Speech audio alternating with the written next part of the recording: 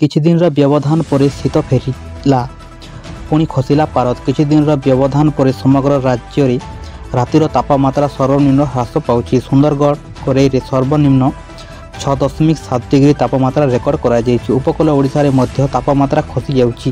ଆସନ୍ତା 24 ଘଣ୍ଟା ଯାଏ ରାତିରେ ତାପମାତ୍ରା ସେମିତି କିଛି ପରିବର୍ତ୍ତନ ହେବା ଆଶଙ୍କା ନାହିଁ।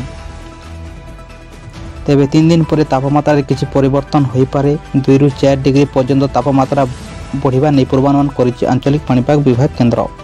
ଏହାସହ ଆସନ୍ତାକାଲି ଓ ସୋମବାର ଦିନ ବିଭିନ୍ନ ସ୍ଥାନରେ ସ୍ୱଳ୍ପରୁ ମଧ୍ୟମ ଧରଣର ବର୍ଷା ଆଶଙ୍କା ରହିଛି।